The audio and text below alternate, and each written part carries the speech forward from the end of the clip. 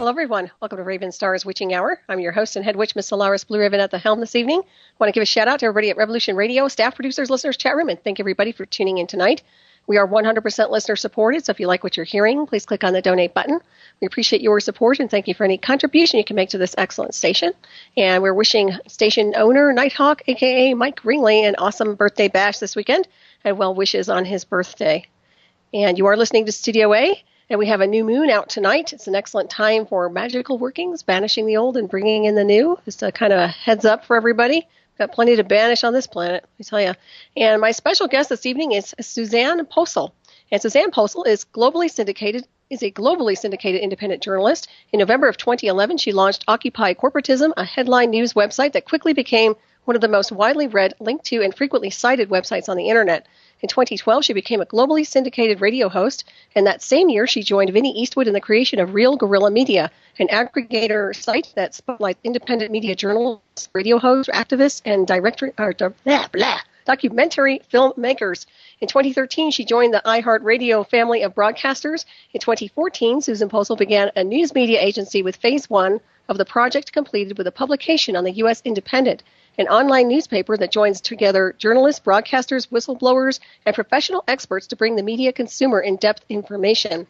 The U.S. Independent stands of the original journalistic model of honesty and integrity in reporting fact-based news. Susanne Posel is one of the most integral research journalists and sought-after radio hosts in media. She's the author of over 5,000 original headline news articles, and her websites are www.occupycorporatism.com and theusindependent.com. And please welcome Susanne to the show this evening. And Susanne, how you doing? I'm doing awesome, thank you. Well, if I could spit out your introduction. It's going to be one of those nights. I'm glad to have you on board. Thank you for joining us. It's quite an honor, and love your work and research and have a lot of respect for what you're doing. Yeah, you're awesome. So tell me what you've been up to. What's the hot issue for right now? Oh, for right now, for me, it's Gaza. Okay. It is Palestine.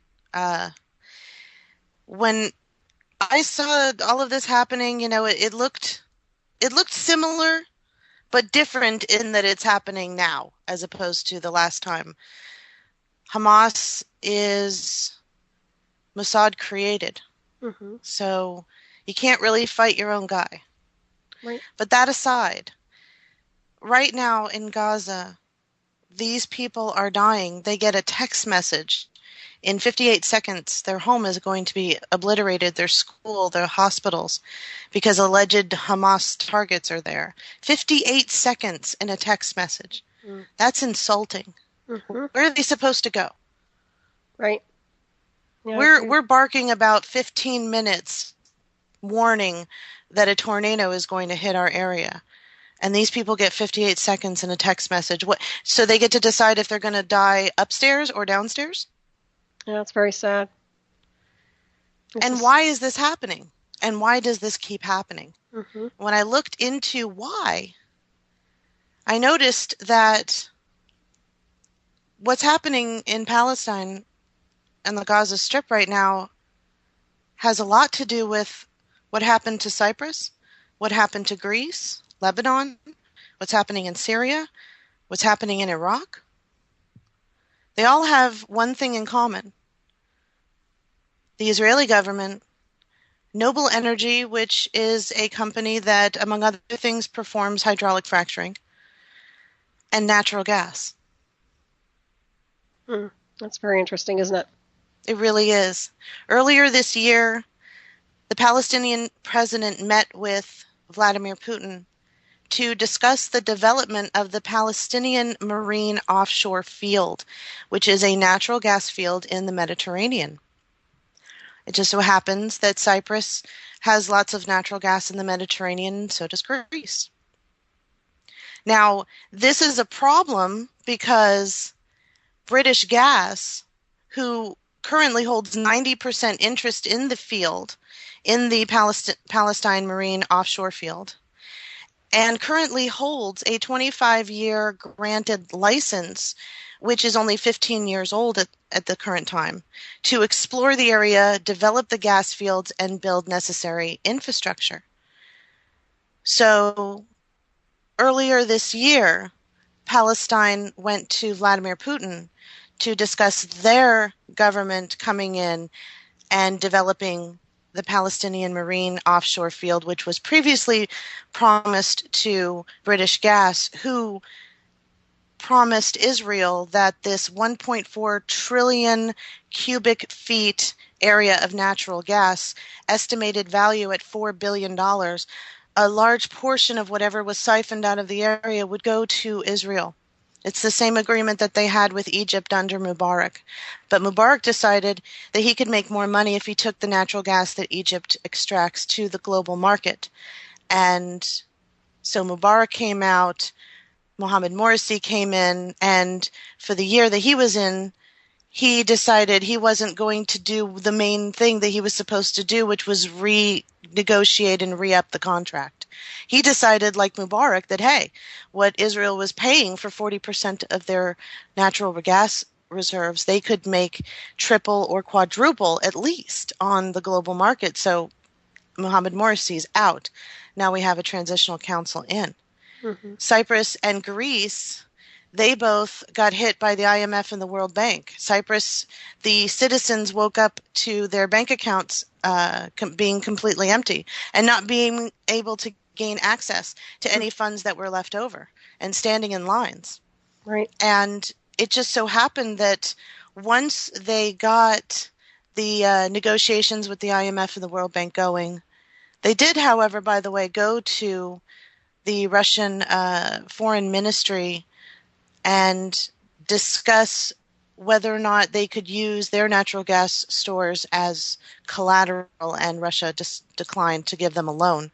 So they went with the IMF and the World Bank, and here comes Noble Energy, who is a government-run petrol industry giant doing hydraulic fracturing, and they get the contract to siphon out the gas for Cyprus at a portion of it going directly to Israel, and then after their fees and their cuts, the difference is then given to Cyprus and they can live off of that. Same thing in Greece, Noble Energy, Israel, natural gas. Mm-hmm. The people in Gaza are dying right now because the Palestinian president went to Vladimir Putin to discuss the development of that area when British Gas already had the contract. That's really sad. It is extremely sad. It's ridiculous. Well, so what do we do what would they do to resolve this? I mean, what do you see coming down the pike insofar as trying to create some kind of a truce, if any? The problem is the enemy is a created enemy. It's like saying Al-Qaeda. ISIS is created by Al-Qaeda and Free Syrian Army Salafi jihadists who have splintered off and gone with this one general or colonel, whatever. He is Free Syrian Army, Salafi jihadists from Saudi Arabia. Mm-hmm. So we have proxy wars and fake militants going on. Hamas is no different. There is no resolution here with that. Mm-hmm. The problem is that Israel wants to develop this area that they have just discovered called the Leviathan Basin, that they currently are in of ownership of, and it is in the Mediterranean Sea. And it is estimated that 200 years worth of natural gas, they could power their entire country and still be able to sell over 150 years worth of natural gas to the global markets. That would propel Israel to a status as far as energy on a global scale is concerned as the leader. That would also give them the power to decide what the price of natural gas would be, because they would either be in the number one seat or in the number two seat waiting to unseat the number one guy. Mm-hmm. This would give them an exorbitant amount of power. In Syria, there was an agreement in 2010 for a natural gas pipeline to be built, combining Iran, Iraq, and Syria together to do this endeavor and benefit monetarily for their countries.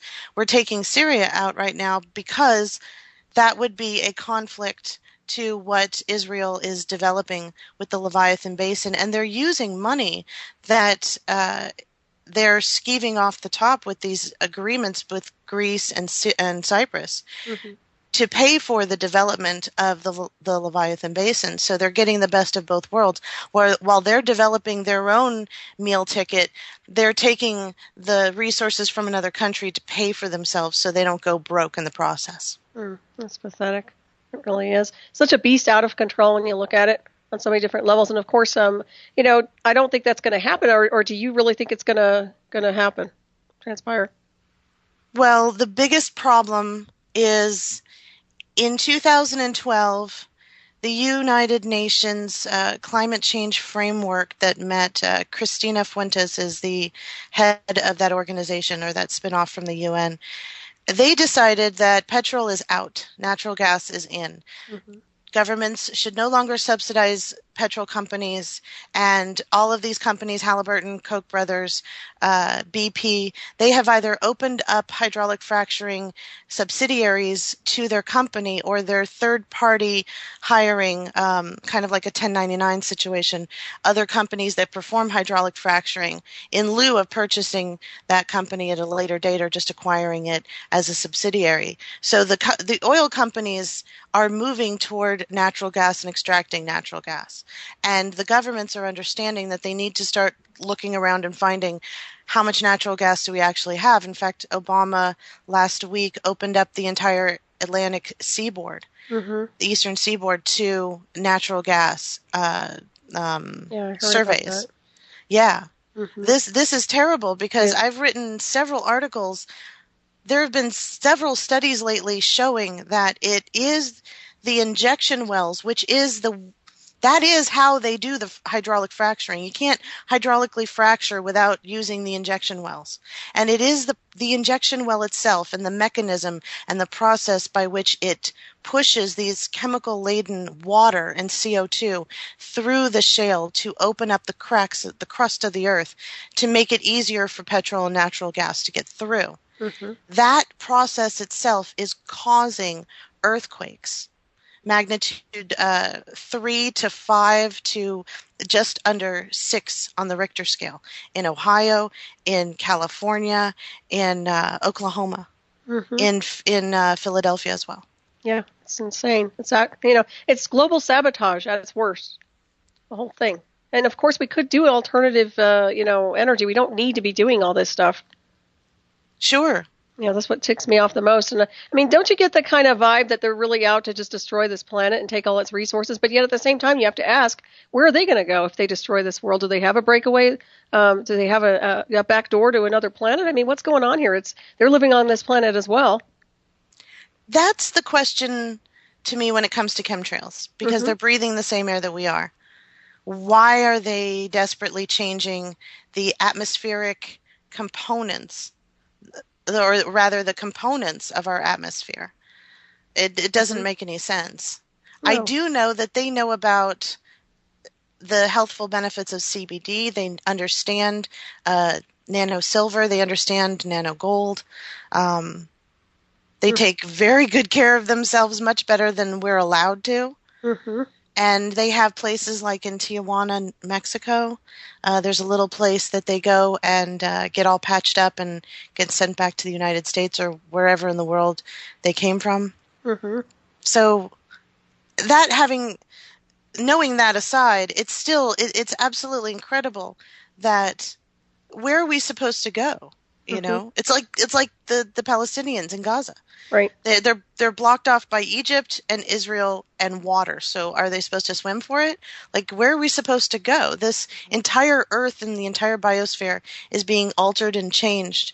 And we don't know what the possible ramifications of that are because there are no long-term studies of that. Mm-hmm. We're going to have to live through it. Exactly, if we even make it through it. The thing is, it's a self-destruct sequence. The bottom line is, and I've seen global sabotage, and that's what comes to mind when I look and see whether it's politics or whatever. It's just about taking everything down, breaking it all down, and destroying everything right down to the earth and the people, and genetically engineering them, modifying them, poisoning them.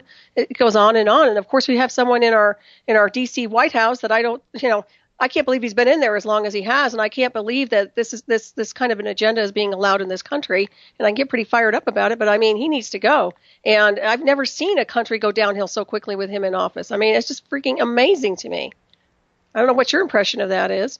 Well, I saw just the other night that John Boehner or Boner, or however he wants us to say his name, is threatening to file a lawsuit, and one of Obama's senior advisors went on, I think it was Meet the Press or one of those type of shows, and talking about how, it's possible that this lawsuit's going to be brought. What I find interesting here is, folks, how close are we to 2016? Mm-hmm. Okay, this is the beginning stages of the battle royale between the red team and the blue team, and he's been able to be in office how long and doing how many egregious acts, and nobody talked about impeachment then. Mm-hmm. So he's already done the damage, and now we want to throw him out at the end of the race? I don't think so. And let's go back to Bush. We did the same thing. He did all this damage in his first term and most of his second term, and then all of a sudden people start talking about possible impeachment. Right. We have a problem. We don't understand the real game. Okay, and we keep falling for the us and them. The us and them does not exist. It is completely fabricated. Okay? The point is, right now, the GOP wants to absolutely make sure that a Republican gets into office. And it doesn't shock me that Council for National Policy members on Capitol Hill are crying about impeachment. Mm-hmm. Because he's already done the damage. He already signed the NDAA. He already signed all of those executive orders. Mm-hmm. He's already put in place Agenda 21 all over the place. Right. He's already destroyed our education system. You thought it was bad? I don't know if you realize this, but now Common Core is think of it as the carpeting for the new education system, which is you need to learn a skill as quickly as possible. And because we're moving into a technological revolution, you better learn how to write code, fix computers, be able to navigate the web, even become a hacker. You can work for the NSA, the FBI, the CIA. They have their own divisions. There's even U.S. Cybercom you could work for. Mm-hmm. And all of these companies need people who can rival our competitors, which is Japan and China. Mm-hmm. So what they're doing with these manufacturing hubs that they set up with our tax dollars, by the way, a public-private partnership, which is corporatism, with the government and our education system to turn our children not just into Pavlovian slaves, but to turn them into machine workers as early as grade K. Mm-hmm. And move them immediately into these charter-like schools that are opening up all over the place. And so they learn this skill, they finish K through 12, they move into a 2-year technical degree. They've already done most of their, quote, core credits, the English, math, and history and science, in junior and senior years, so they don't have to worry about that. They go to the technical school, and depending on their grade and their skill level, they're given a job by one of these manufacturing firms like GM or Google or Microsoft or any of these creators of the actual gadgets that you play with. Mm-hmm. And this is the reworking of our entire system. There is no such thing as education anymore. You are not learning anything. Mm-hmm. You are being taught a skill, and your ability to perform that function defines how well you're able to do. That's Agenda 21, folks. Mm-hmm. I agree. Well said. But he's allowed to do all of this, and now we're crying impeach him. Mm-hmm. This is so that the Democrats look as bad as possible, that Hillary Clinton looks as bad as possible. And I'm not condoning anything. I think she is as bad as she appears to be.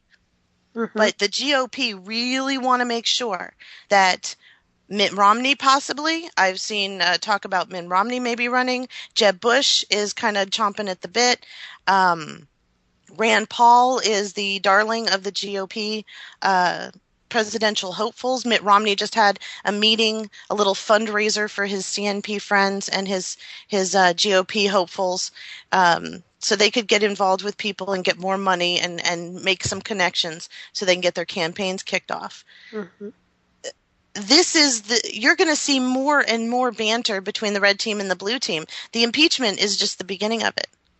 But don't fall for this, because I promise you it's not going to be any better if they get one of the red team in there. The red team is the Council for National Policy. They control all the propaganda for the red team, all the media, all the celebrities, all the celebucasters, and most of the alternative media. And then you have the blue team, which is the CFR, and they control MSNBC and Anderson Cooper and Oprah Winfrey and all those other people. Yeah. So this is just back and forth. This is us against them. Don't fall for it. Don't pay any attention to it. Mm-hmm. What a mess. If I had my way, I'd take the whole thing down and reconstruct it. I just wipe it all down, just get rid of everything, every different area and department, and just start from zero again. Because, and if whoever gets into office, obviously they can reverse a lot of those executive orders. I mean, we can change that. I mean, it's not set in stone by any means. Absolutely. And it's shocking to me how many presidents don't overturn executive orders from previous presidents, right. Which should tell you, it should just be obvious from that fact that it doesn't matter who is sitting in that seat, and it doesn't matter which color they represent. It matters that the function gets done at the end of the day. Right. They may argue about policy or who gets credit or time frames. They never argue about whether or not it's going to happen. They've already agreed it's going to happen. Maybe the red team wants some credit and the blue team is arguing that they deserve the credit, or whatever. Just whatever it takes to get you to be distracted so that you don't pay attention that there's women and children dying because of natural gas contracts in Gaza. No, we have to be concerned about immigration here in the United States. And CNP member Rick Perry, with his new glasses, like being a metrosexual is going to make him somehow more credible. Really? Yeah, well said.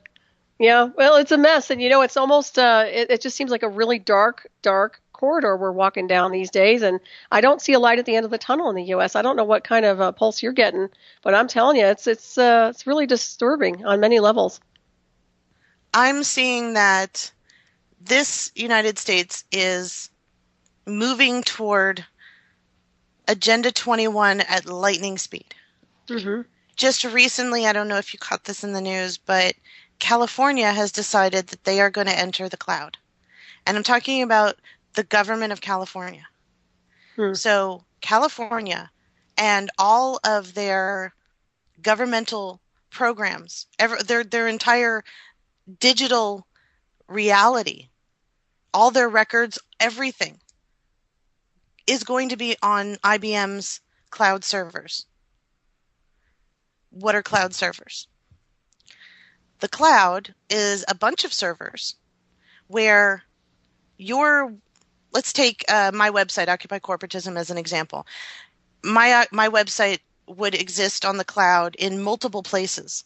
And when you access my website, you're accessing the website not from one particular place, but multiple locations, so that it would be more difficult to theoretically have someone take down the website, because they would take it down in one place, but it would exist mirrored in, let's say, 20 different places. So they would have to take down all 20, and that would become arduous and less likely that it would happen. So all of this personal information, and we know what happens with our personal information, right? Oh, yeah. All digital communications are tracked, traced, and hackable. Exactly. And recorded and stored for future use. Yeah, as a weapon against the target. Exactly.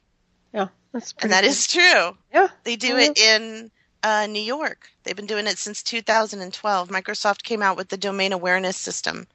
And when Michael Bloomberg was mayor, he made a deal with Microsoft that he would beta test this in New York City using 3,000 CCTV cameras and this domain awareness, which takes every bit of information about you, including every record that they have on you, and runs it through an algorithm and makes a prediction of whether or not you are likely to commit a crime, what type of crime that would be, what kind of a threat level you could possibly be, and base their decisions, theoretically, at that point on how they're going to deal with you in the future based on this prediction. Right. And so Michael Bloomberg made the deal that he gets 30% cut for every city or government, internationally or domestic, or that purchases domain awareness. So not only was he testing this on the citizens in New York, and it's still in play right now, but he was making 30% cut off of not only data mining, but basically making Minority Report a reality. Right, I was going to say, it's just like that film, Minority Report. Yeah, that's insane. I'm telling you, it's like a bunch of psychotic imbeciles running the world. I just It don't know what is a to say bunch of anymore. psychopathic, insane people running the world. Mm-hmm. It really is. I Am Fishhead. If you haven't seen that film, go to YouTube. I Am Fishhead. I don't know who did this film, but it's incredible. And about a third into the film is when it really gets going. It's narrated by Peter Coyote, if that matters to you. It's really well done. It'll explain these people. Mm-hmm. Yeah, I'll have to check that one out for sure. Well, it's so disturbing because, I think a lot of us like to be positive on so many different levels, yet I don't think any of us really saw the corruption as much as we've noticed it, the past, 10, 15 years. It seems to me anyway. I mean, I was always aware of things, but it seems to me like it's really full speed ahead. Everything is full speed ahead and with the corruption and the way these dysfunctional governments are functioning. It's just crazy. Well, we have that time frame fits in with when we got the access to the internet. Mm-hmm. We've never, ever in a culture, in our history, in the world, been able to access as much information as quickly. We would remember the Dewey Decimal System. Right. You go to the library and you get that big number and you look through all the cards. Yeah. I hated doing that too. And oh my God, if somebody put it in the wrong place. Everything is digital now. You don't even have to go to the library. You can just download the book. Mm-hmm. And they got you, with cookies. So our ability to understand and put information together has exorbitantly grown in the last, 15, 20 years. I think that is what we're seeing here when we're discussing what you were saying earlier, that we have all of this access. And so now our eyes are open to other possible answers to these official questions or official stories, or other versions of the official story that we see is absolutely plausible.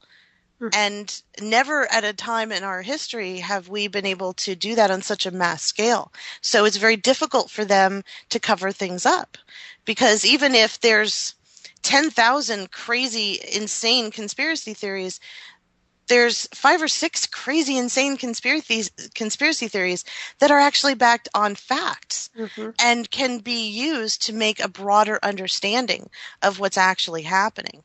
I'll use this as a segue into Hobby Lobby.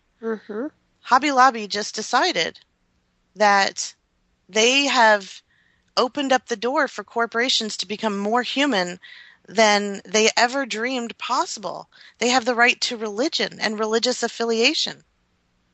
And like I was talking about earlier, this is a movement toward the idea that corporations exist among us.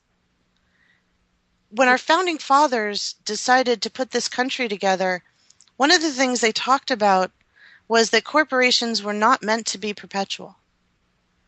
They were meant to have a beginning date and an end date. And so instead of having to reincorporate under some other name, corporations have been granted perpetual immortality.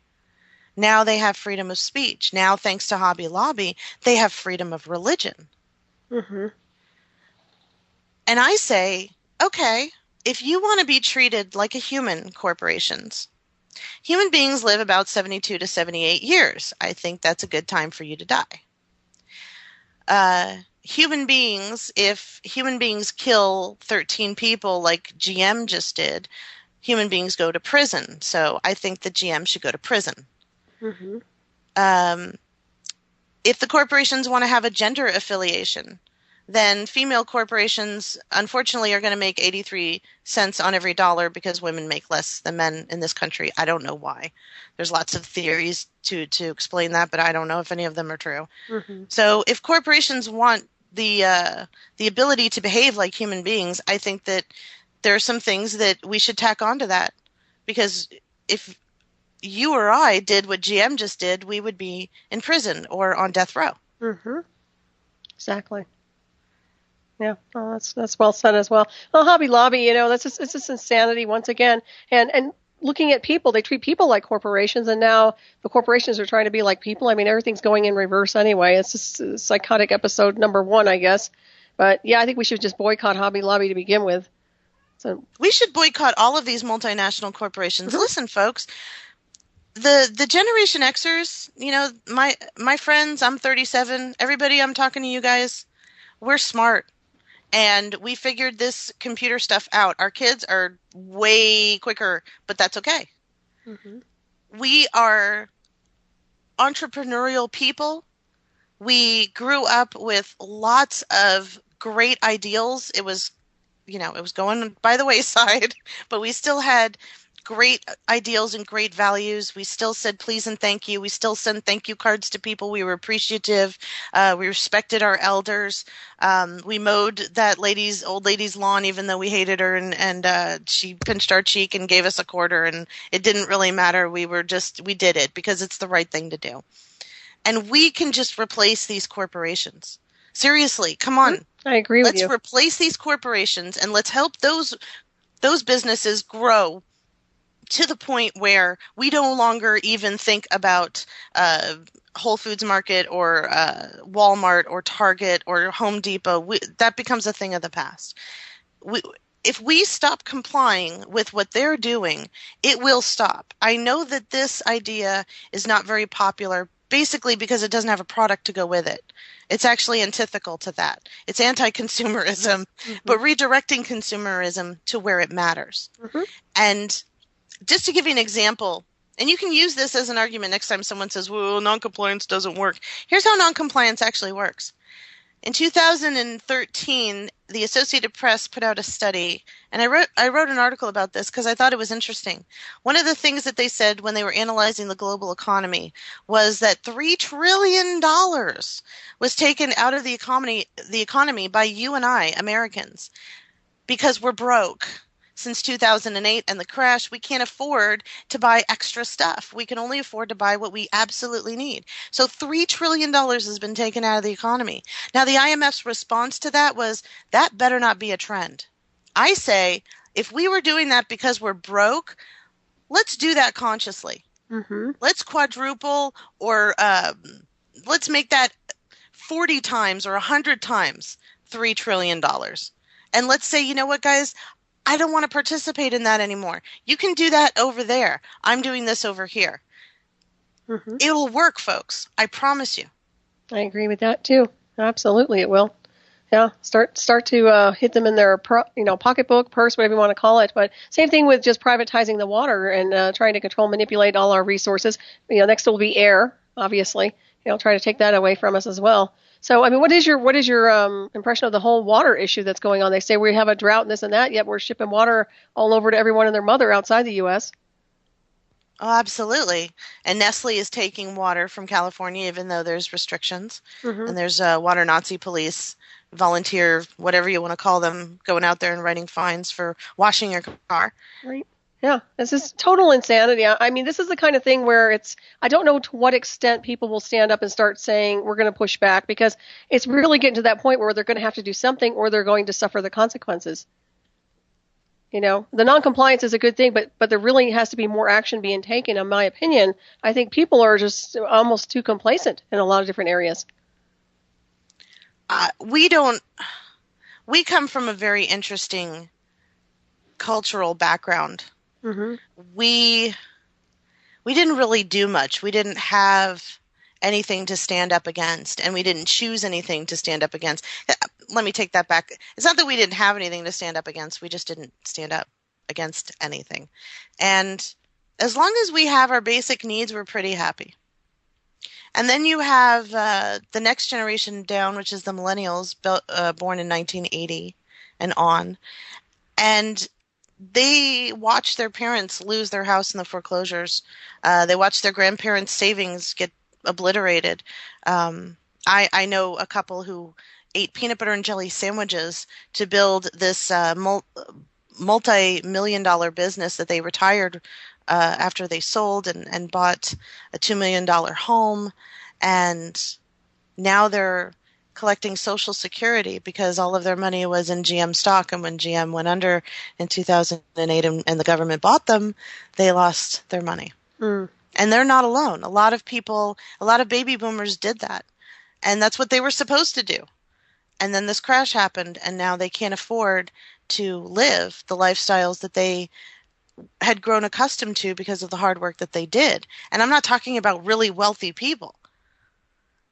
So the Generation Xers, next generation down, came from broken homes, came from what became the gamer video game movement, and the beginning of the idea that we could be tethered to a computer with PCs coming out and the internet in 1996. Our idea was Reagan and conservative values. And even though there was no conservative Christian values going on there, it was the cover story, and we believed it as a culture. Mm-hmm. And we grew up with that. But the millennials, who now have basically pretty much the ball in their court, they're in their early 20s. They are, in the next 30 years, going to become the people that are taking over in all of these high-end businesses. They're going to be politicians. They're going to be teachers. They're going to be heads of state. And they grew up under George H.W. Bush, which I need to remind guys, he was flagrantly talking about New World Order and 1,000 points of light.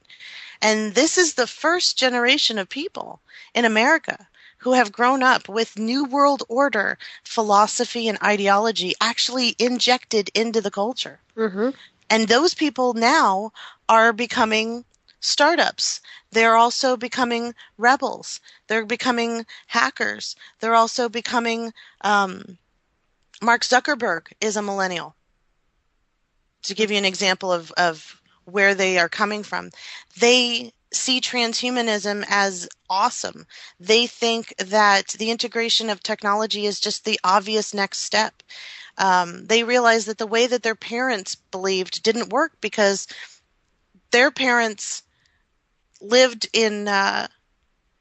they lived out of a culture that was excessive and then absolutely broke and destitute and in a way morally inept. Mm-hmm. And the depravity just moved on to you can watch whatever you want on television, and commercials get as violent or as sexually gratuitous as possible. And everybody gets their 15-minute. We don't even have sitcoms. We don't even have shows anymore. We have just reality after reality, mm-hmm. and it's not real anyway. No, it's false reality. You know, the funny thing is about transhumanism, because I know we haven't had a real in-depth discussion about where I've been with the covert technology, but I understand the integration between, machines and people. I've had that, anomaly signal, and I've been interfaced with artificial intelligence. So I can tell you, and maybe I can ask this to you, do you really think some of these guys have been interfaced? Because I don't think they understand what goes on when you're being interfaced with artificial intelligence. And once you get interfaced, it's not the same game. So what is your impression of that? Where do you think they're at? No, for me, I understand that this is a cultural shift. Mm-hmm. There's got to be a huge cultural shift to accept all of this. And it's not just making it trendy and cool. There's actually have to be a complete ideological move to make this absolutely normal and acceptable. That's why they have built robots like Roboy, who stands about as tall as a 2.5-year-old.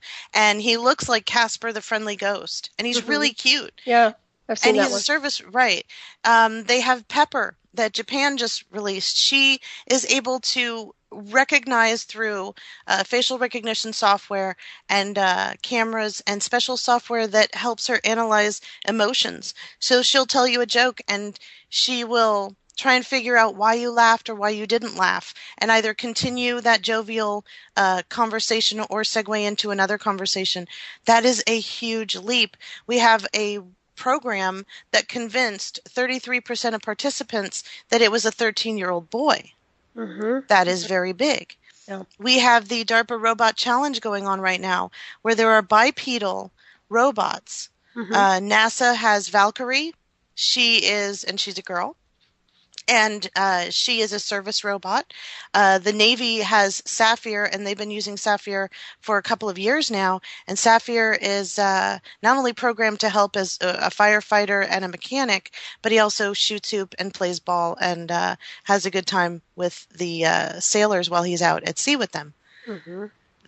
Go back and look at Bicentennial Man. If you're looking for that Hollywood pre-programming, go back and watch Bicentennial Man, because that's where they are heading us toward. They also have Ender's Game, which is a film that just came out. And to me, that is, oh my God.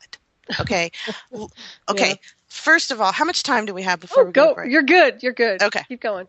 First of all, Ender's Game. Listen to me. Millennials love video games. Okay. And any way that they can get the ability to earn a living while they're playing them, they're going to take it. Okay? This film glorifies video games. This character is the new Luke Skywalker or Han Solo, but he's not actually doing any of the fighting. And there is no army that he's controlling. It's a bunch of drones. So he's standing behind a screen telling machines what to do. There's no engagement here. This is a complete affront on our psychological understanding of what we're doing when we're in an environment and engaged in it, because he's not actually engaged in anything that's happening, and yet his drones are killing other beings. And I know that they're the bad guy, but let's just look at this simplistically. You also have characters like Harrison Ford, who played Han Solo, who I grew up, he's Han Solo, he's Indiana Jones. That's strategic, okay? That is a understanding that the parents go and watch the movies with the kids. And if they do, then the parents are going to identify with Ben Kingsley. Ben Kingsley played Gandhi when we were kids. You remember this. Come on. This guy's huge. So putting those actors into these movies where the adults are the bad guys and only the kids understand. And they're all gamers. And these adults are actors that we would remember and think fondly of from our childhood. And so the identification here is for children. And by the way, this character, in 10 minutes after, I don't want to ruin it for anybody, but it was a book before it was a movie. I'm sorry. Yeah. The little boy kills one of his classmates.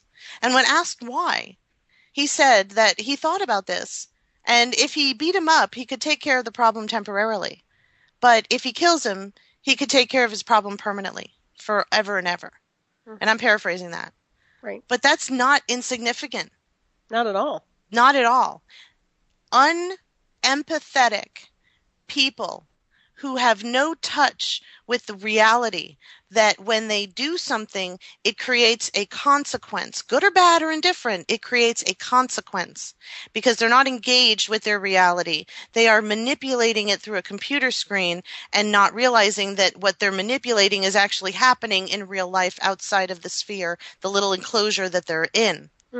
This is a huge programming transition tool to the millennials and and even under the generation that's coming up after the millennials, that this is okay and this is acceptable, and these kind of people who display these ideas will move up in the world and be able to have privileges. Right. Have you seen Gattaca, the movie? Yes. Well, yeah. What does that remind you of? Same, privileged society, in a weird genetic, way. If George Orwell were here today, he would say, "Did anyone not read my book?" Really? If Aldous Huxley were here, he would say the same thing.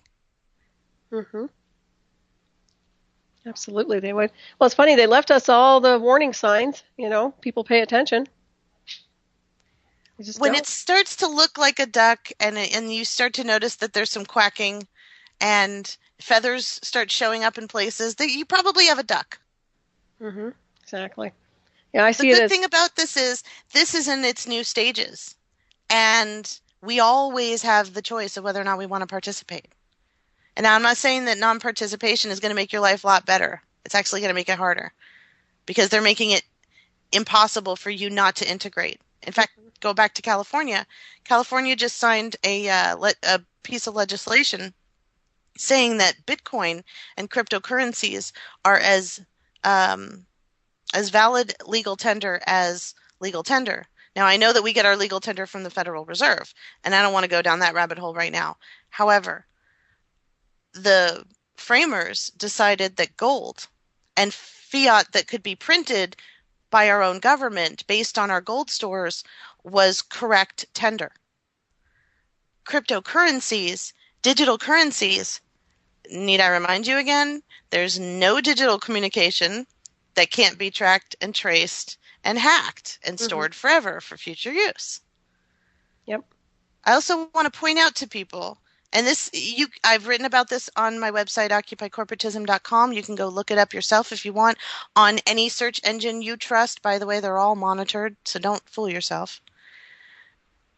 Bitcoin has an international banking ID number. What does that mean? That means that they are insured by the Central Bank of France and Credit Mutuel.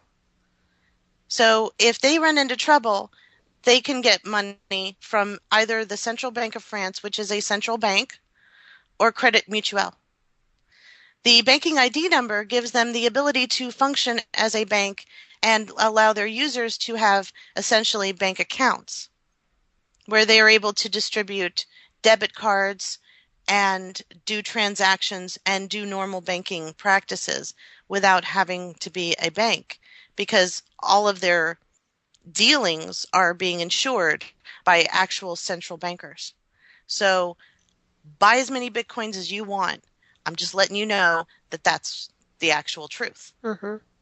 Exactly. That's a good point to make. Now, what did you think what is Dubai's stance in this whole thing? That's kind of interesting. In fact, all of those, the whole area is very interesting. Everything's moving to natural gas, which we talked about earlier. And a lot of these countries and OPEC depend on petrol.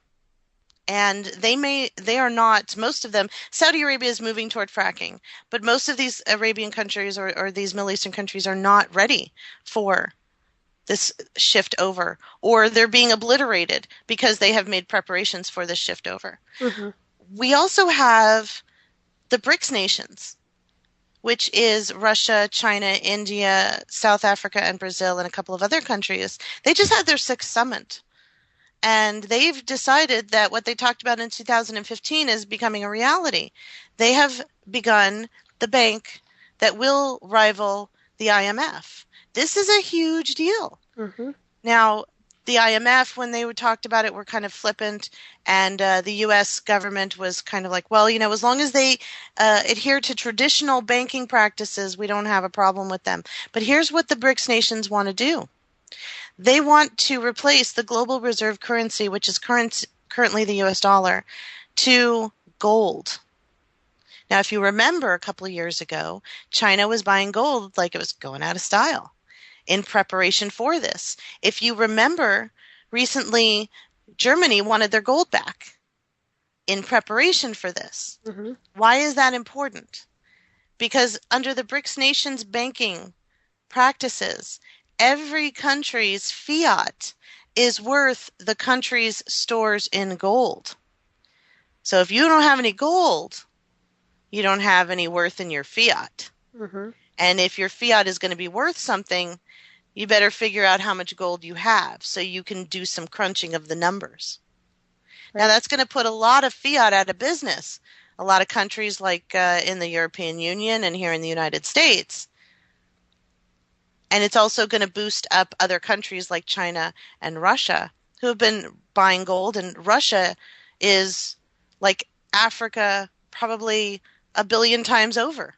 And it's Russia doesn't need any of us economically. They've got it all. Exactly. Yep. So that's what's going on right here economically. And I saw that, everybody was making a big deal out of 7/20/2014. Right. And I had people send that to me. One of my dear friends, I love him to death. He sent that to me. And I said, here's what's happening right now. And I sent him some articles on the BRICS nations and what the IMF is doing in preparation for this. And 7/20 came and went, folks, because I'm trying to tell you what's actually happening. This whole restructuring of our world economic system is essentially the old world order versus the new world order. The BRICS nations want New World Order just like the technocrats do. It's their version's just not as scary. They love Agenda 21. They think that all of the technologies some of the free technologies that we were briefly discussing earlier, should be free to the public, and all of these patents should be released. They want to return the global standard to gold, like I mentioned, and then every nation could keep their own fiat, but it would be worth whatever they have in gold stores. And Suzanne, we're going to head for a break real quick. Everybody stay tuned. Ravenstar's Witching Hour will be right back.